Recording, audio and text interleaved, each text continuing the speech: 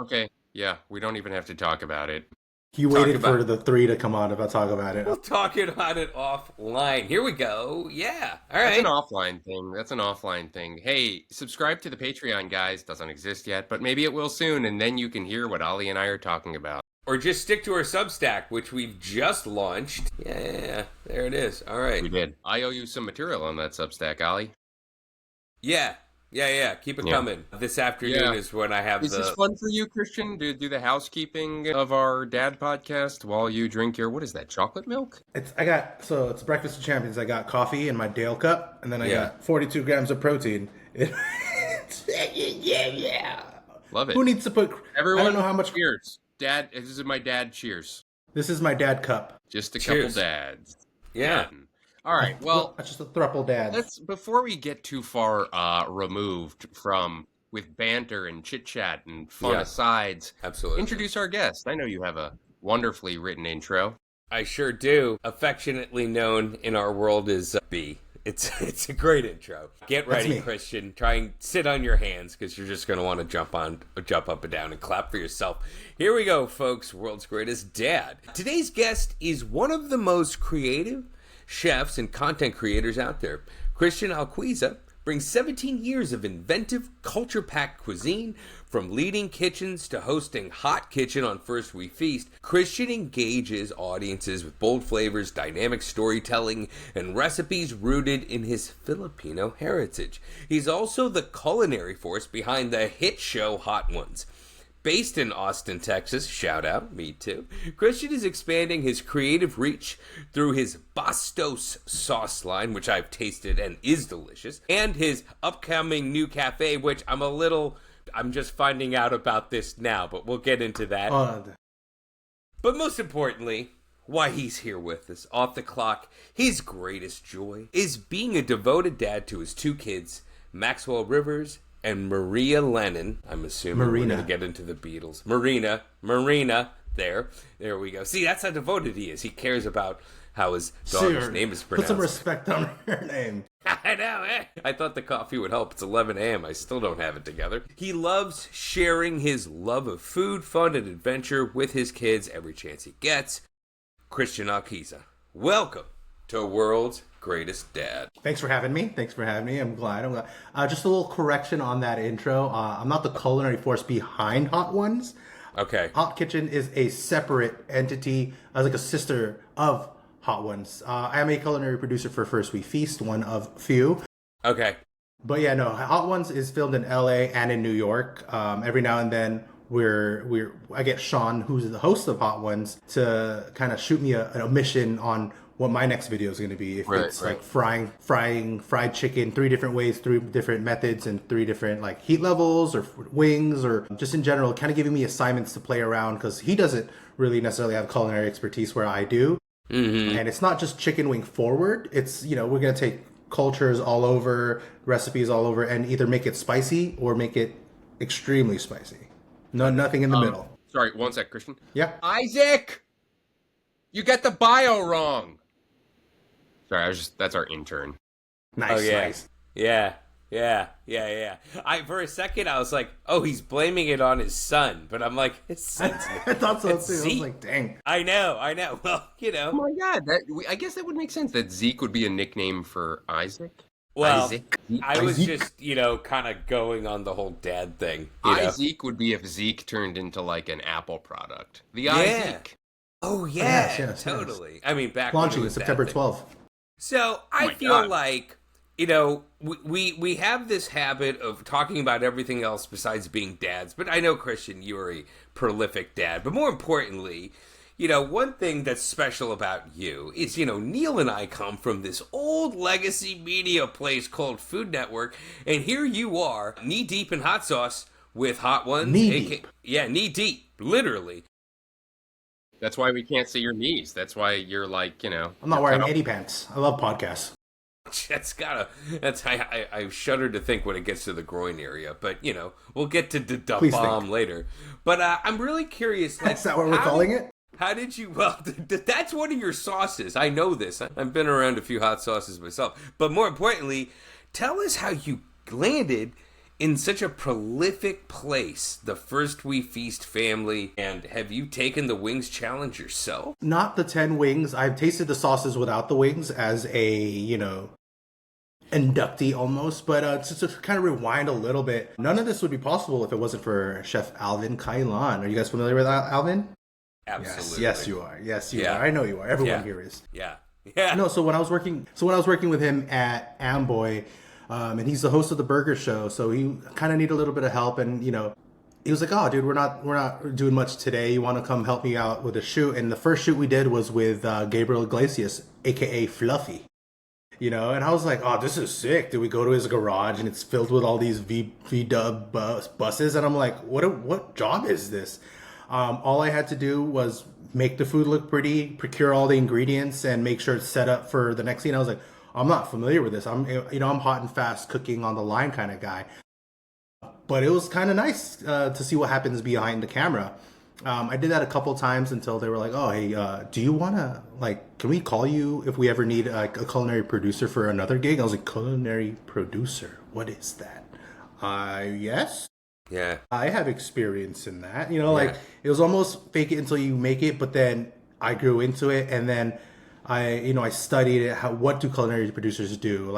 I'm not just gonna go into this and look like a shit show. So I looked at other culinary producers. I saw the experience they had, other than just working in the kitchen or food styling. So I just dug deep into that until one day Alvin and Justin Boldest from First We Feast, they were like, "Hey, do you want to be on the camera and taste the burger with Alvin?" And I did. We were at a teriyaki spot, and I tore up this delicious. It's been a while since I've had a teriyaki burger.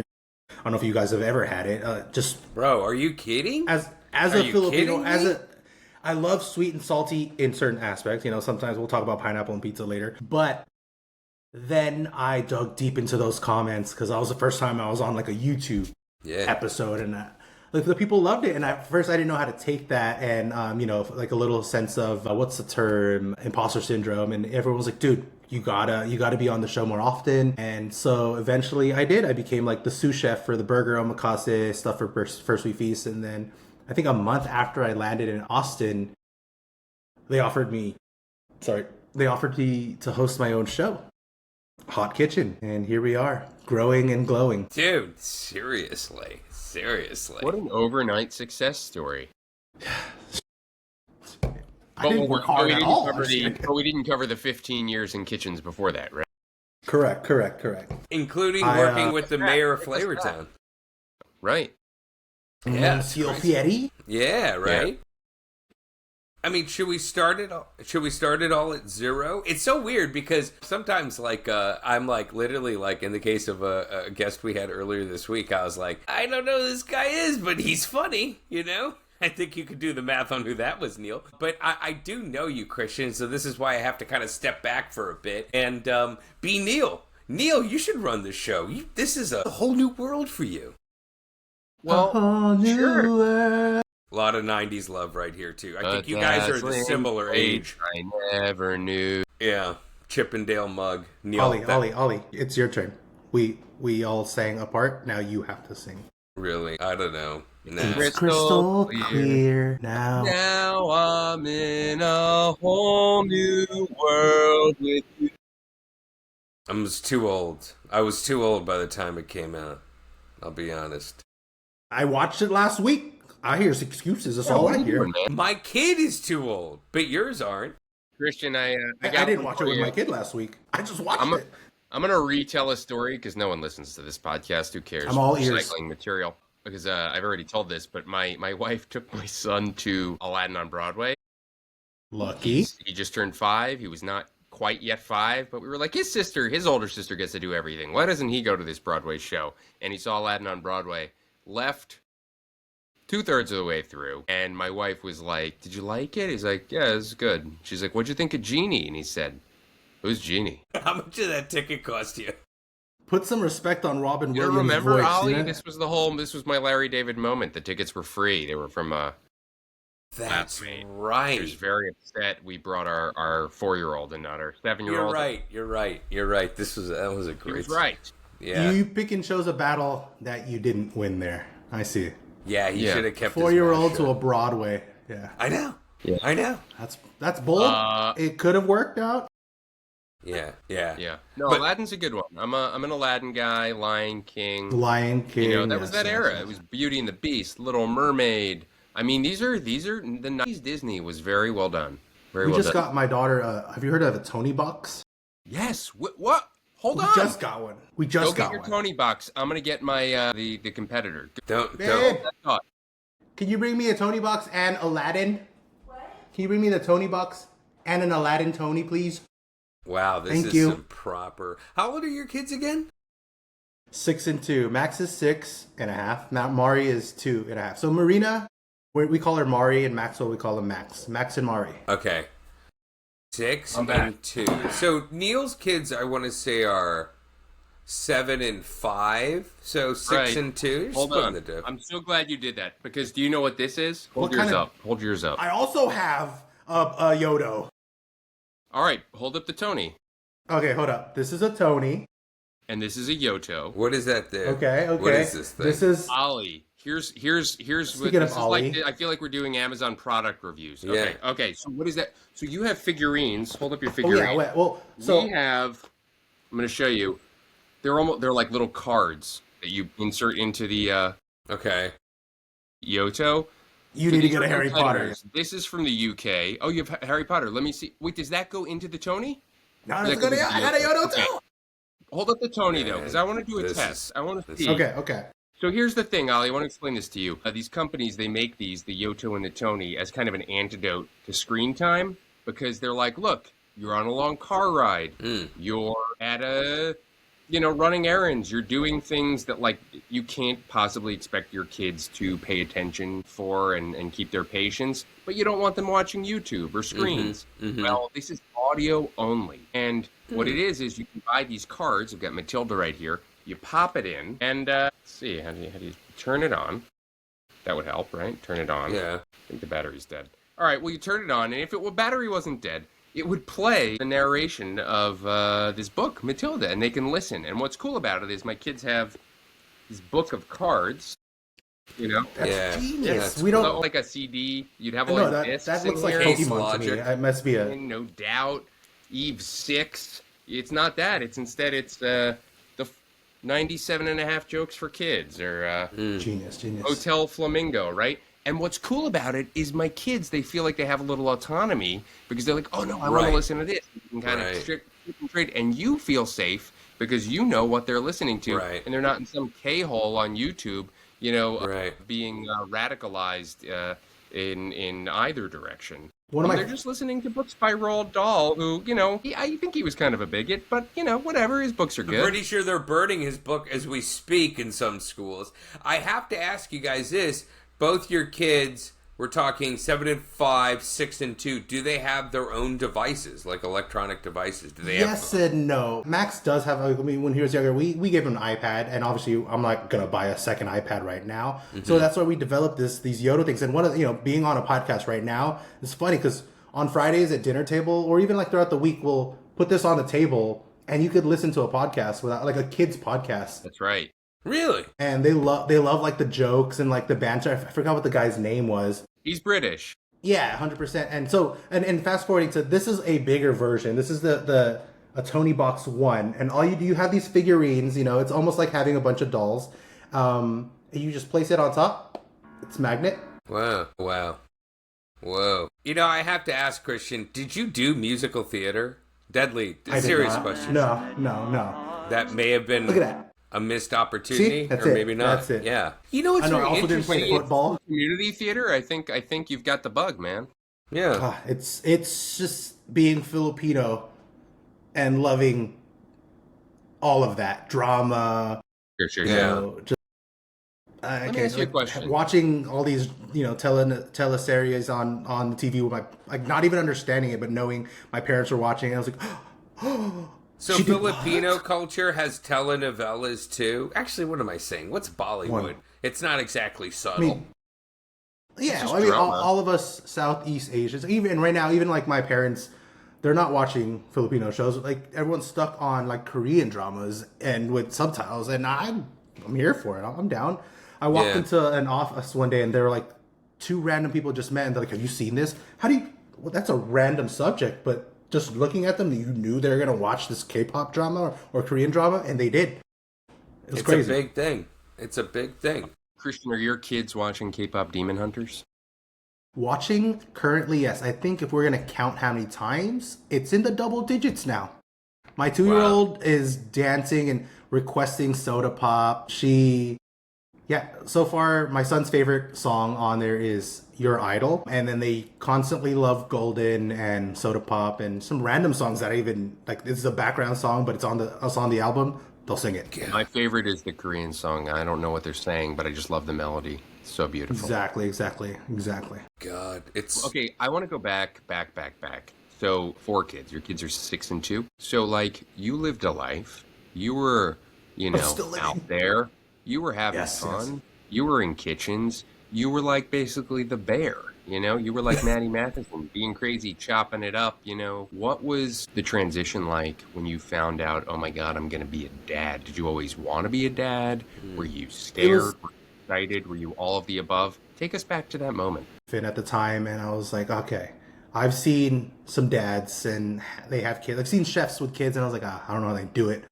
I had left, and I realized, okay, maybe it's doable, maybe it's not. We'll play with it. I did it for a couple months, but like seeing Emily and this newborn Max, I was just like, how do I be present if I'm constantly, I had worked at another restaurant where I was coming home at like midnight or 1 a.m. and then I'd go back at like noon and just do it again. It was just constant. And I was like, oh, I don't think I can do this. Yes. But I don't think it's fair. The best. I don't think it's fair. I don't think it's the smartest choice for a growing family, and I want to be there and whatnot, but still provide at the same time. So a buddy of mine was like, hey, there's an opening at Chef's Warehouse. And I was like, sales? I don't even touch base on that. And I was like, sales? That's super weird. But they're like, no, we're looking for chefs to sell food to other chefs because chefs know food, know how to use the food. I was like, okay, let me give it a chance. And then so I became a sales rep for Chef's Warehouse and sold to a bunch of restaurants in California. But then that gave me the first taste of not necessarily work from home, but a little bit of control of my own schedule. Like, all right, plan out my week. I'm going to visit these restaurants. I'm going to sell these items. Then go home and change a diaper or 7. You know what I mean? Mm-hmm. And yeah, that transition, again, knowing I was going to have a child, I was like, all right, again, yes, there's no amount of advice that comes from people that I haven't absorbed. It's the most I've ever heard was, take your time. It's going to happen fast. Enjoy the little things. And then it just happens. I look at him now and I was like, you are almost a teenager, but you're only 6. Where did that time go? Then I had to do that again with a second child. And so I chose to freelance instead of working in an actual establishment so that I could be there more for the whole family and see how it's like to wake up with the kid and get them ready for school versus already be gone, And so it's a lot of every feeling, every emotion all at once, stress, happiness, excitement, terrifying feeling, overwhelming. There isn't a feeling out there and that doesn't come from having kids. It all happens, good, bad, but it all happens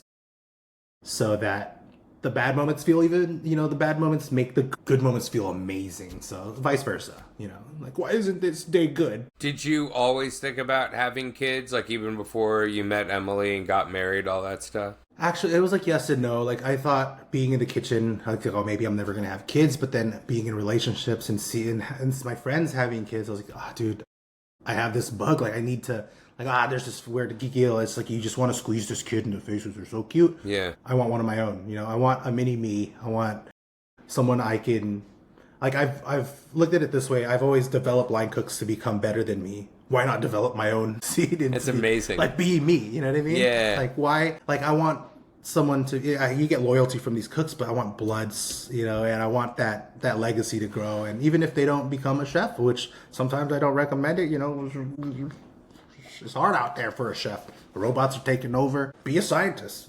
Be the president. Be whatever you want to be, but let me teach you to be a great character of a human.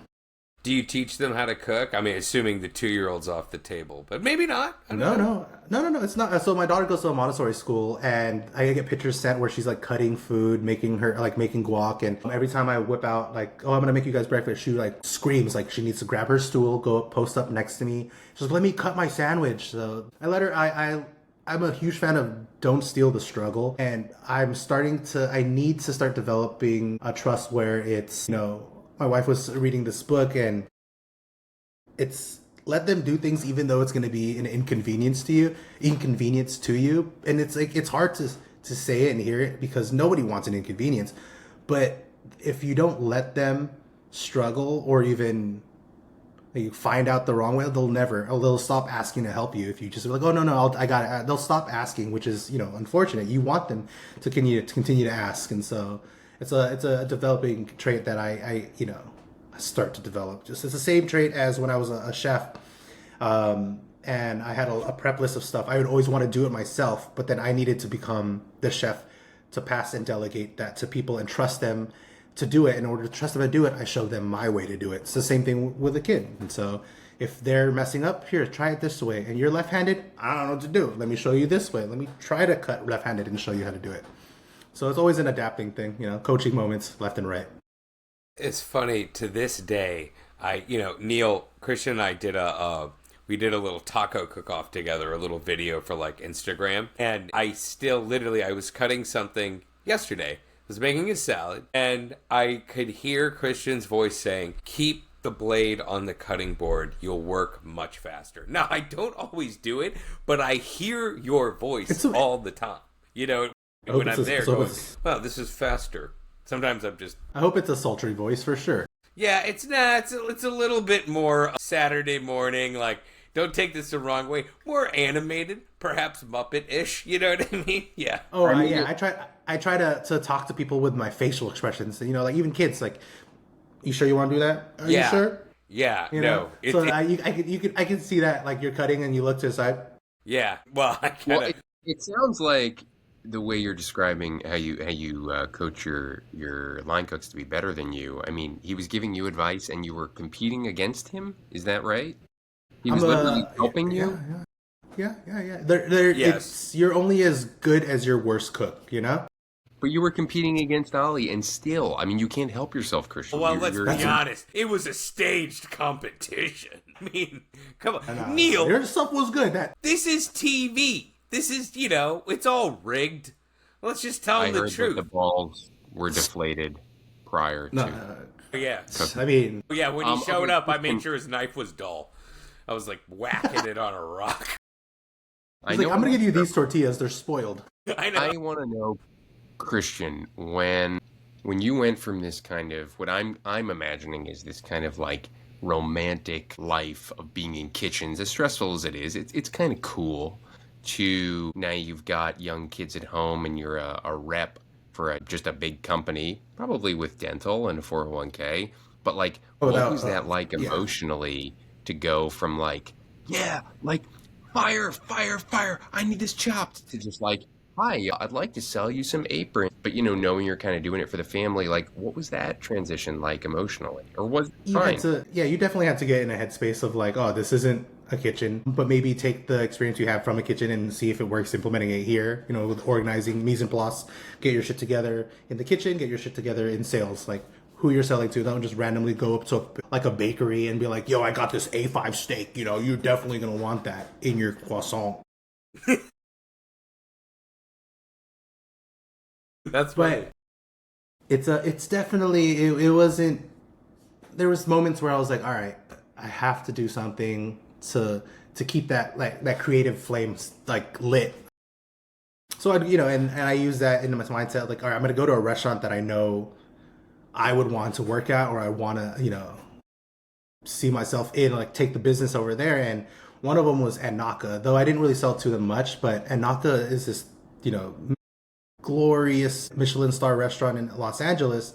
I went to the back and I talked to the pastry chef, Gemma, and she was like, oh yeah, I would love to order from you. I love the chocolates and all that stuff. I was like, yes, this is great. I did something right. And then I went across the street to Kogi Taqueria, and I talked to my old chef, Roy Choi. And I told him, oh, dude, I'm a rep now. And he was like, he went to the dark side. I had this conversation with him, and he was like, oh, dude, you're never going back in the kitchen. And that like lit something, and he was like, wait, what do you mean? It's like, oh, dude, every chef I know who's become a rep stays in that territory. That nobody goes from that to back to the line. I was like, no. Not that I wanted to prove him wrong. I just knew, like, I'm still going to be in the kitchen. I'm still going to be considered a chef, though I'm not retired into a sales rep. Mm-hmm. And so I had this like little light in the back burner, like, like keep to your roots and stick to the game. Stay in the culinary world, regardless of what position it is. Be creative and just constantly cook. So I don't know if that answered your question. I just got in a little random zone there. I think that's Totally. one of the best, like, true world's greatest dad. Like, you have these new responsibilities, but at the same time, this is something Christian said to me once. He goes, "You're you. You are you." You know what I mean? Like, that's like, I feel like that's you have a very, for a guy who's, I don't know, I think of you as a younger man. You sure have a lot of wisdom. You're a wise guy and a wise. There's a couple grays in there. Well, you'll get to this. We all do. I feel like you've worked in kitchens a long time. You're used to pressure. What about the pressure of being a dad for the first time? What was that like, bringing home the bundle of joy? Was it joyful? I don't know. Were you nervous being a dad? Like, we want to get into the nitty gritty. 100%. One of the things, I forgot what podcast it was, or someone had mentioned, people teach you to become something, right? Like your parents, they teach you how to be kids, and you grow up to be adult, and then you kind of go out and have a job, and you learn how to do your job. You go to school to learn. Once you take your kid home, nobody's there to be like, all right, now you do this. Yes. Now you do that. You're just like, what sound are you making? What does it mean? Are you hungry? Oh, you just pooped yourself. That's what that sound is. Do I memorize that sound because you poop? And like, it's a constant learning. Like, you're not there. Like, yes, you'll have some help from grandparents and friends and people who have kids already. Again, like, you're you. You don't know how you're going to react to something that you've never done before. You don't know how this child's going to grow up. If there's any, like, not every child is the same. It's like a fingerprint, right? Your secondborn isn't going to come give you the same exact schedule that your firstborn did. And that's absolutely true right now. But so yeah, it was nerve-wracking. It was frustrating, but it was also, more than anything, the moments of just seeing the little smiles, the little burps, and just the feeling of pure peace, silence when the time was right, nap time. There were moments where almost nothing else mattered. And that's you chase that moment every now and then, Did you feel more confident walking into number 2? It's something I don't know. We just have one. Yes. It's not a hard yes, but it's a thought of yes before. There's a saying where it's like your first kid, you're so cautious. Everyone's going to touch your kid. You got germs. Go wash your hands, this and that. Second kid, you're like, oh yeah, it's fine. Third kid, you'd probably be like, oh, that's dirt. That's totally fine. You're probably going to come out smarter than, you start to loosen up after each kid. And I think, when the second kid was born, we were very blessed to have the experience, because your first child will always be the child that watched you grow as a parent. That's one way to look at it, because that was your first kid. From the moment they start memorizing things, they've seen you react and whatnot, and they'll always take that as like, that's the parent they knew, but you didn't even know that parent because that's who you were growing up to be. That's a whole nother phase. And to watch our 6-year-old try to parent our 2-year-old is absolutely, like, it's heartwarming, but also hilarious, just to be like, when she's not putting on her pajamas, she was like, oh, I want Max to put it on for me. I was like, sure. So he'll try to put it on, and she'll like mess with him, and he'd be like, Marty, if you want, I'm gonna count. Maybe you'll put it on for me. If not, Dad's gonna have to do it. Like, watching him change his tone from like this goofy 6-year-old who like is sporadic and like runs around to like calm and collective just to parent, and then she agrees with him. It's like, I use that tone. Why didn't you listen to me? But yeah, I think it's definitely a different like set of skills you're going to develop with a second kid. But it's still, I don't know, Neil can probably attest, it's different, but it's almost the same. You feel a little bit more experience. A little bit. It's funny. So, I love a lot of things about this podcast that we do, and one of the cool things is like the only requirement to being on is being a dad in any way, shape, or form, and like so we have dads who have in many different seasons of life with their kids, and we happen to have kids close in age. Ollie's kid is a little bit older, and so like I've been describing it as like certain people are like a few piano lessons ahead, but like nobody's an expert, right? Because you are where you are. But I am curious because you're in season 6, season 7, right? So like what would you tell Christian, because now you got like 6+ years of wisdom, right? Like you have learned these lessons, you have made these mistakes, you have had these successes. What would you say to pre-dad Christian if you were in a time machine? And I'm not saying like give him like the lotto numbers or something. Like what would you say, like how to be a better dad, all the stuff you've learned over the last 6 years? What would you tell him? You think you have patience now?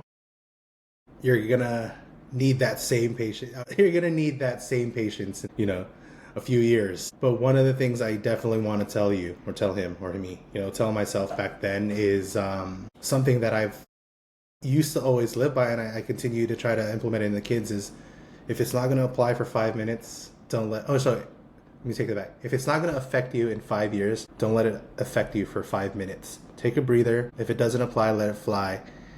Because you're going to go back to the future and wish you came back to this moment and did it differently. If you take a few deep breaths before you react, everything will be better. Thank you for using a Back to the Future reference. What's your favorite Back to the Future movie? 1, 2, or 3? Sorry, I'm just blew a bunch of wind in there. I think 1. It's just nostalgic for me. Okay.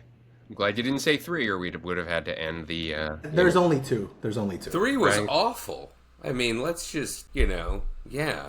3 is a reason they're going to have to do a reboot, and it's going to suck even worse, It's surprising they haven't done one. It's we're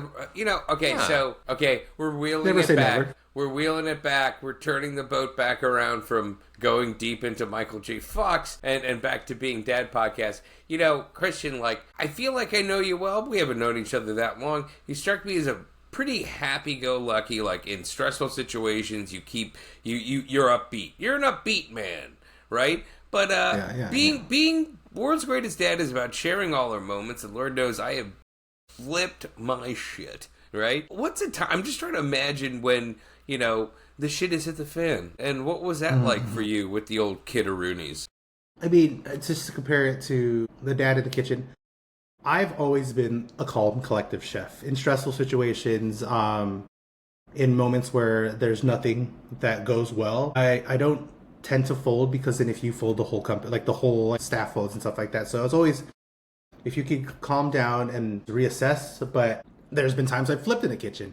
So with that being said, you try to be a calm, collective dad, and you try to hear your voice before you say it out loud. But then there's days where work doesn't go the way it is, or in general life just kind of isn't going your way. And then to top it off, you have this, say, 3-year-old just in his three-nager. It's not terrible 2s, guys, for those new parents. To me, 2s were a godsend compared to 3s. This 3-year-old, he had my patient as thin as my hair, because I have very thin hair, and I remember sitting in the back of the car, and Max was just screaming and begging and screaming, and Emily was driving. I finally just lost it, and I was like, I don't even remember. I think it's one of those things you see red and you just, like, I just started screaming. Either it was to myself or to him, but Emily was like, oh shit, take a breather. And I was like, oh, where am I?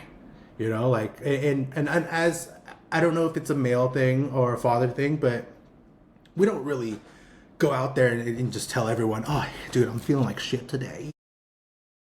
We kind of hold it in, right?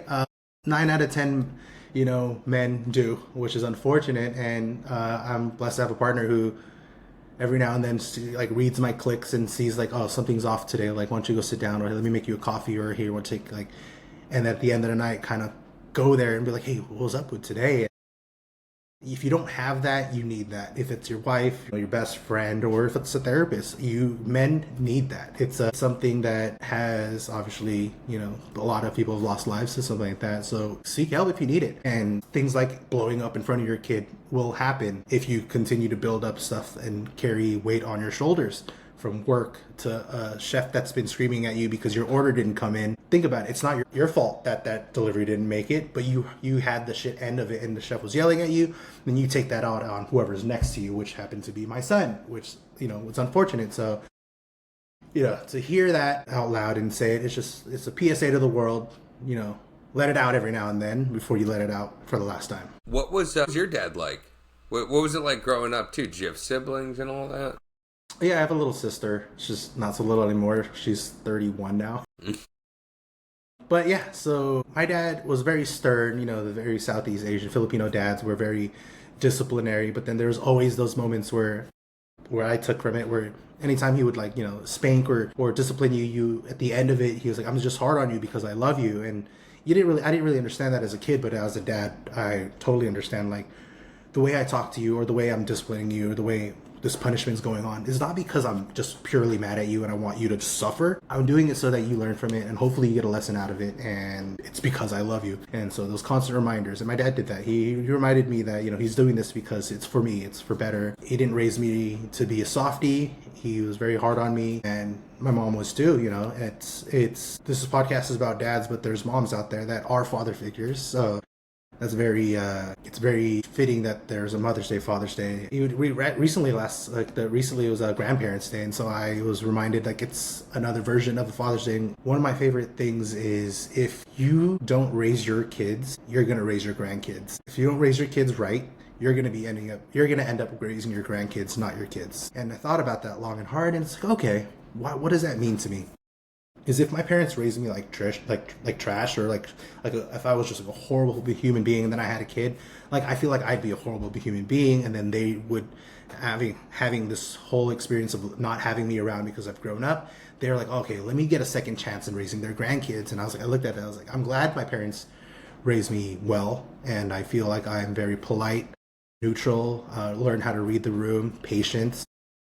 And I'm implementing that in my kids, and I'm raising them proper. Not that I don't need them for help, but it helps hone and shape your kids to be a better father figure or mother figure in the future.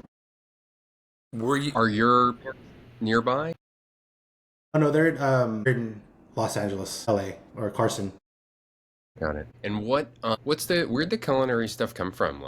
Did your parents cook a lot growing up? What were the dishes they made? How did they feel when you said, I want to pursue this life in kitchens? And how do they feel about it now? I always tell the story of, so my birthday is November 24th. I was born Black Friday.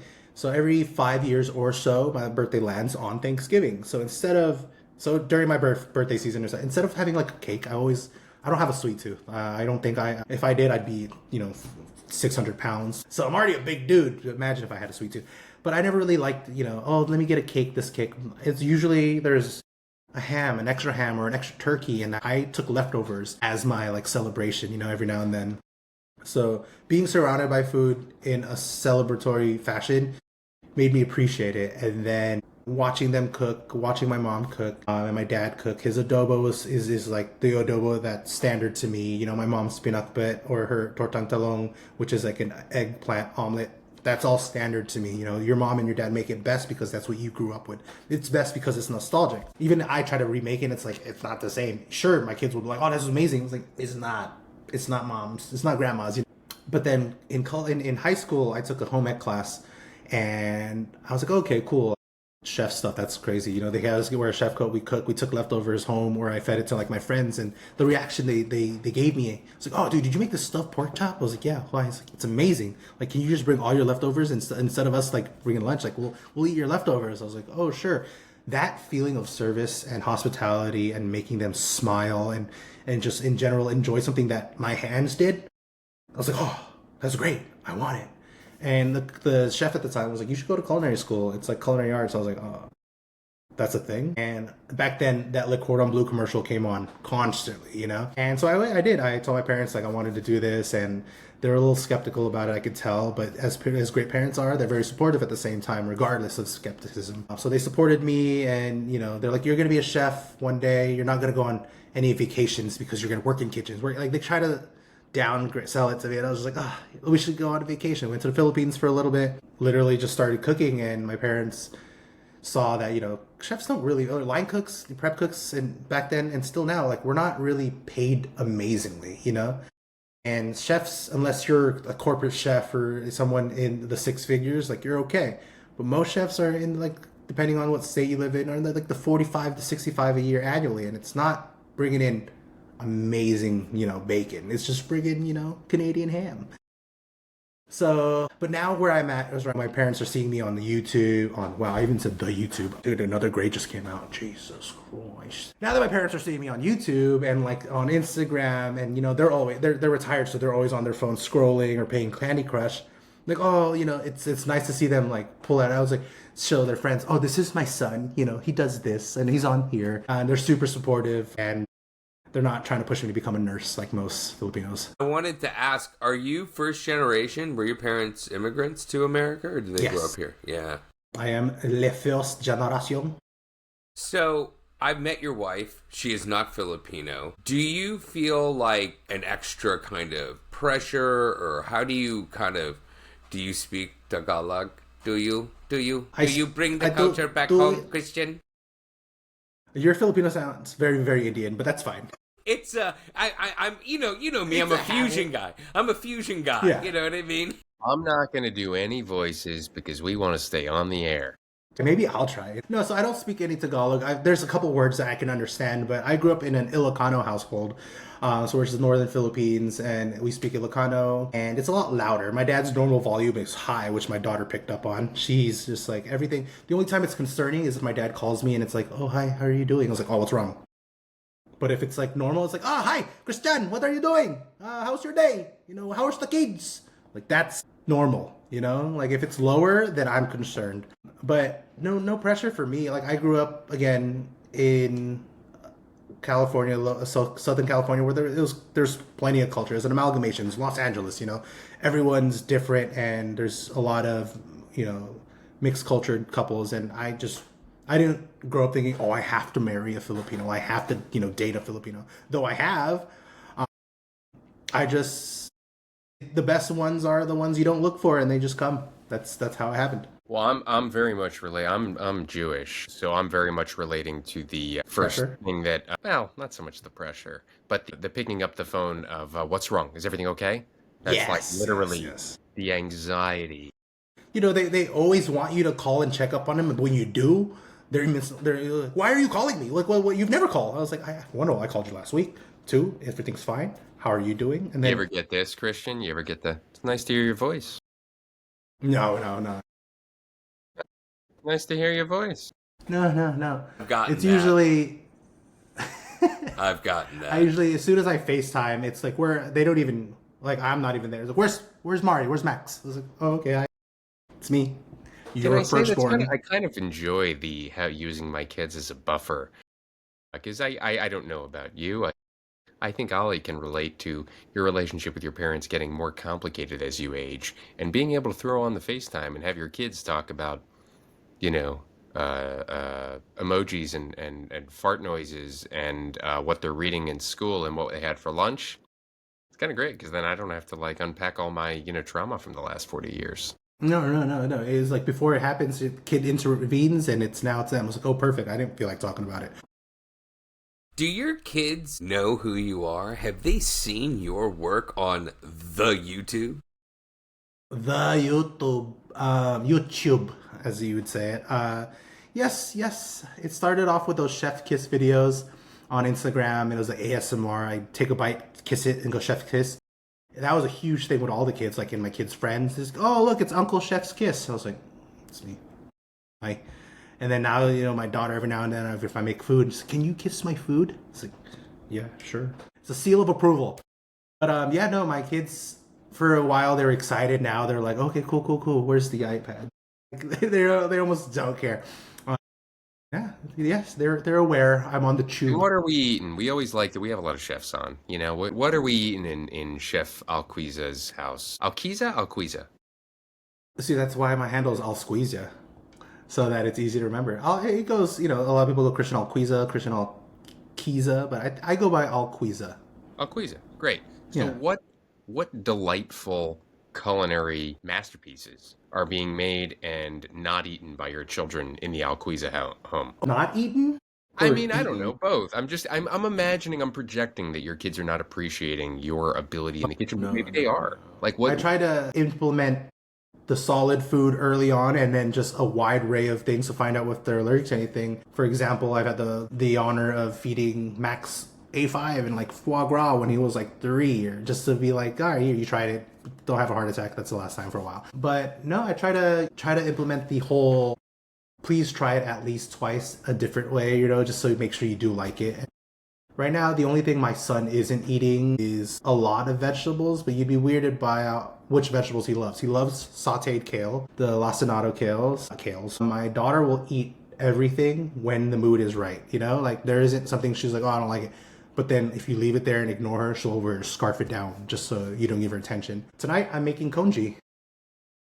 And it's Austin. It's going to be warm, but it's what the family wants. It's what the family will get. Wait. What What's are the you making? recipe? Oh, How you mean are you the making? congee? Like rice congee, Yeah, yeah. porridge. Like Yeah, got it. Got it. Yeah. What's your what is it? Is it proprietary, or can you share your kanji recipe? no, it varies depending on what I have. It's usually chicken stock and rice, and then I'll like saute and crisp up some mushrooms as garnish. But sometimes it'll just be the plain white water rice with a little bit of seasoning, so just so it looks like Chinese and it's just very white. Because if I use the chicken stock, the color changes and everything, and they're off put by like, oh, what's that super over flavorful looking thing? But if it's white and then I flavor it with garnish, they'll tear it up. Onions, my daughter is obsessed with raw and all onions. My son is not. Mushrooms, Max doesn't eat any mushroom unless it's woodier. It's super weird, But like I do these so that I know. I gave him a chance. Like, all right, we had ramen one day, and he was like, "What is that?" And I was like, "Eat it." He ate it and thought it was like nori or something. I was like, "It's mushrooms, sucker. You got." He was like, "I like this mushroom." I was like, "Oh, okay. Well, I'll buy some and I'll make it at home." But yeah. A lot of I try to implement a little bit of Filipino flair in here and there. Actually, with Campo Grande, I made for Bob. I made pressa steaks into adobo skewers, and then I had leftovers that I made it for them when I got home, and they tore it up. I want that for lunch tomorrow for school. I was like, sure. What's the craziest? Because obviously you've exposed them to lots of foods. I don't think I've maybe eaten a woodier mushroom. I can count on one hand. But what are some of the requests you might be getting? Like, I mean, do they like to just have your standard Kraft mac and cheese, or I don't know. Like, what I feel like I'm certainly in the era where my kid just is constantly cycling through 4 or 5 dishes. You know what I'm saying? So yeah, I'm just curious about that. And he like, Dad, please make this. Every now and then they'll have I can tell that happen. They only request things when they have screen time, and that's because they'll see something that they're making. Like, oh, I want this because like they made spaghetti. I want spaghetti. So instead of getting influenced by that, I used to be like, hey, I give them an option. I give it, oh, hey, do you want this or this?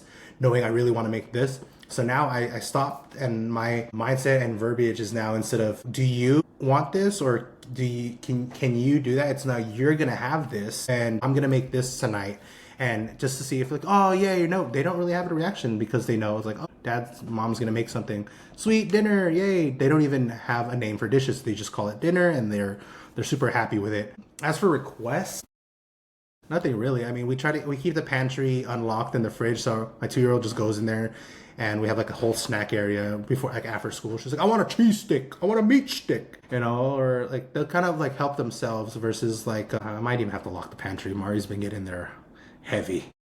But no, nothing crazy. The only time there was a request in the last like 2 weeks was there was a spooky mac and cheese by Annie's, and because there were shapes, she's like, I want that. And I was like, oh, okay. So I made it. Who and are these chefs that they're watching? I mean, you got Chef Alquiza right there. You got First We Feast. Like, how old are these chef influencers that your kids are kind of scrolling through? No, I don't think it's more chef influence.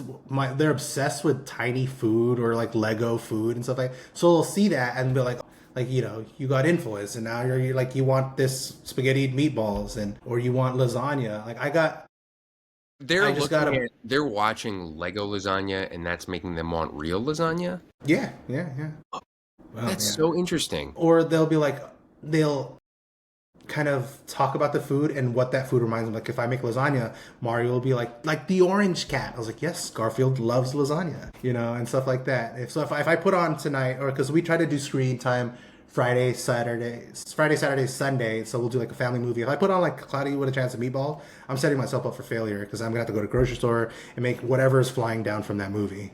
because that's what they're going to crave. I thought you were about to be like, we try to do screen time. It was a Friday, Saturday, Sunday, Monday, Tuesday, Wednesday, Yeah. Thursday, No, Friday. that's when the Tonys and the Yodos come out, is Monday to Thursdays. Cool. What else you got, Ollie? Know this. It's so funny. I feel like, Christian's just like always bubbling about his kids. This is one of our deep questions. It's a Neil question because Neil gets deep. How do you think your kids will describe you 20 years from now? Like, my dad was like this. Honestly, it'll probably be with the chef vibe in there. It's like, oh, my dad's a cooker. My son used to call me a cooker all the time. I'm like, oh, he's a cooker. But honestly, I think description of their father figure, I would like to ex-nay the word dad bod from the dictionary and just call it father figure, because that's the same thing, but better. I hope they describe me as someone who has filled their belly with happiness.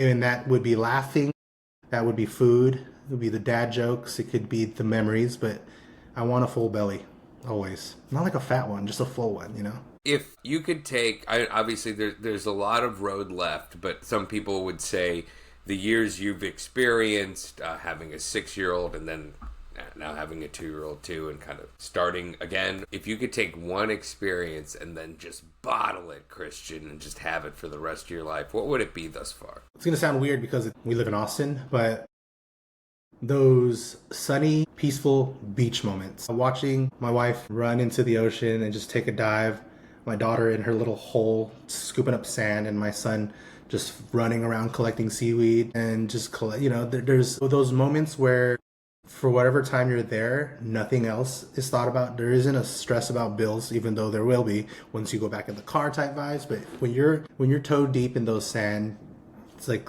dunes and castles, whatever they make. If we could just take that and repeat that, that's the moment. I think it's interesting that you brought up the fact that it happened to happen at the beach. But ultimately, it was about you shutting off everything else and just realizing your family, right? That you just were with them, and you weren't anywhere else.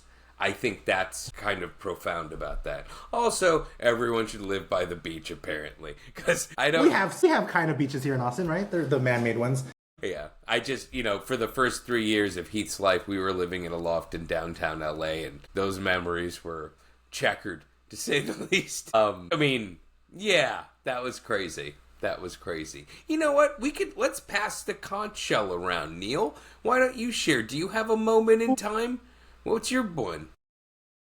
Boy, a moment? No, because I'm going to cheat. I don't want to distill it down to a moment, even though we make people ask on this show. Like, for me, it's just, I want those moments to happen every day. And I think they're, they usually just happen in our apartment, like reading or just hanging out, just eating, just those moments where you just look at your kid and you're like, I want to squeeze you. I'll squeeze you, because I think you kind of said it earlier, Christian, like there's so many just stressful, exhausted, you're not listening, you're trying me. And by the way, that is what they are supposed to be doing. And this idea that we're supposed to be not reacting ever at all is, we're not robots. But I think like it is very much tempered by those other moments that are just like they just say something so adorable, or they just come up and give you a hug, or just like, hey, can you do this for me? And you're like, oh God, you're the best. I think just to piggyback on that, one of the most underrated feelings, and I told this with my buddy Alvin, he's like, what is it for you? What's your why? And I think coming home from like say a weekend that I'm gone or a while that I'm gone, and just opening that door, and then just the 4.5 seconds of just like the kids like, wait, and they just run to you. Like you're the only like that's a huge, like, again, a bottle of feeling. Like, I know it's cheating to say there's one moment, but there's so many moments. We were in Mexico 2 years ago, and we were in this nice like a resort. It's one of those things where for that week, nothing mattered. It was not just one day, it was a whole week where you didn't have to worry about where you're going to eat, what are you going to do, what time are you going to do the activities. You just go out and just go to the pool, enjoy, and those are the best moments where it's just a moment of serenity and peace. Like I think everyone searches for that high, and instead of saying search for that high, it's search for that peace. Yeah.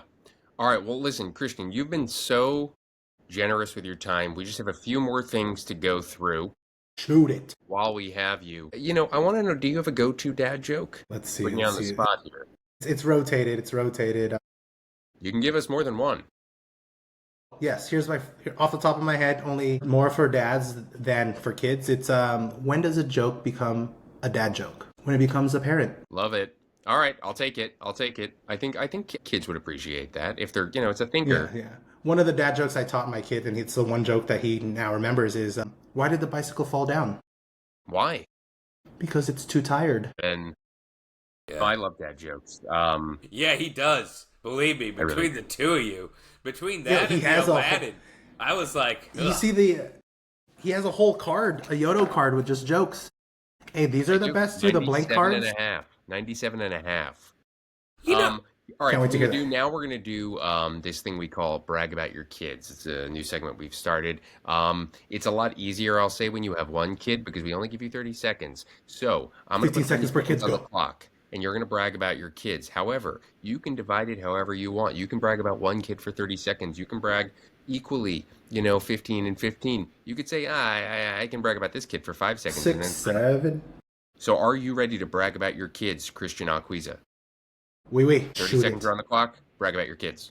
All right, let's start with the firstborn, Max. He's so smart, taller for his age. I mean, he's so good looking. Come on now, guys. I'll say that slow. He's a handsome devil. All the girls love him at school. He's such a smart, artistic, creative kid. He has amazing palettes. Okay? And for Mari, was that 30 seconds already? 10 seconds, 9 seconds. Oh, and then for Mari, she's from Montessori school. She is a genius. Someone needs to take her out dancing, singing, and playing anything musical and culinary. That's time. Okay, thanks for bragging about your kids. I think you're muted, Ollie. I think you're muted. Yeah, I was just gonna say that was harsh. Neil, that's the harshest you've ever been. Hey, Olympic the time rules trials. are the rules, man. You did get to squeeze in that your daughter's a genius. So I gave 6 years, 2 years worth of squeezing in there. Yeah, that was the balance I had. I'll squeeze, yeah. All right. The final act as a dad guest on World's Greatest Dad is participating in what we call the Dad Lightning Round. Are you ready? Are you chef enough? Are you dad enough to take on the lightning round? I have no choice to be ready. That's true. All right, Ollie, take him through it. All right, Dad Lightning Round. Christian, parenting advice in 5 words or less. If it doesn't, nope, that's not it. Take your time. All right, excellent. Moving on. You switch up the superpower one. So pick a superpower, Christian. Super taster or knife ninja? Oh, as a chef, super taster. All right. One cookbook every dad should own. 1 things I learned in culinary school. Ultimate dad snack. Legendary chips. It's man, I gotta keep this page open. It's lightning round for you. Now. I know. Funniest noise your kids make. 7. My son's been doing that. Really? It's weird. Wow. Is that from a song or just? Honestly, if I look it up, it's probably not going to explain anything. But he just says 6, 7, 6, 7. I was like, right. Are you just counting? It's kind of good. I like it. Hip hop or electronica? Hip hop. All right, this is a tricky one, but you'll have to throw us some rope here. Hot sauce or sriracha? I'm assuming by hot sauce we mean something perhaps vinegar cayenne based, or no, maybe it's just extreme. Here's my answer. It is hot sauce because sriracha isn't sriracha anymore. Really? The formula changed? There's something different. Go taste a bottle that you've had sitting in your thing. Taste a new one. It's similar, but it's not hitting the same. Interesting. I always it's a different chili farmer. Man, I always was more of a sambal. Plus, Oleg if you're gonna guy. say hot sauce versus one sauce, I have a window with hot sauce. Yeah, exactly. Yeah, fair enough. Kids show or movie you secretly enjoy? Movie. Smash burger or taco truck? Taco truck. Greatest TV dad of all time? Uncle Phil. Good. Wow. What a genius answer. Genius answer in so many ways. Favorite dish to cook with your kids? To cook for your kids? Or maybe it's both. To cook. Favorite dish? Pizza. Heat. It gets them involved. They get to cook. They get to pick their ingredients, customize, and play with fire. There it is. Neil, take it away. A last question. Best part about being a dad. Best part about being a dad? Waking up, realizing it's real. You want to know something funny? I didn't even see that because it was on the second page. I was ready for you to give the closeout line because I think you do a great job, Neil. I think that's... You know what, Ollie? You ask it again. It'll make it easier for editing. Ask Okay, it. perfect. And finally, Christian, best part about being a dad. Waking up and realizing this was the whole point. It's real. There you have it, folks. You know, Christian Alquiza, you are the world's greatest dad. Surrounded you by are. greater dads. I gotta tell you something. I do a little light editing. Light. But, you know, for those diehards, the people that stick around for the hour, 7 minutes, they get to hear us stumble. They get to hear us, repeat stuff. I think it's kind of nice. It humanizes us. Yeah. I'm not taking that Stutter. out. They're going to hear you answer it twice. Hell That's yeah. important It's the same for answer. Neil because he's been We accused had a of guy being interrupt AI. one of these once, twice, and I left it in. Because you know what? You should know what really goes down. You should know how the proverbial sausages or tacos or pizza is made. And that's how it's made. That's how you do it. Christian Alquiza, you're the world's greatest dad. Drop the mic. Yeah. Thank you for being here. Dude, thanks, man. Imagine I had a really mic. That would have been sick. Dude. Drop the Tony. Yeah. I need it.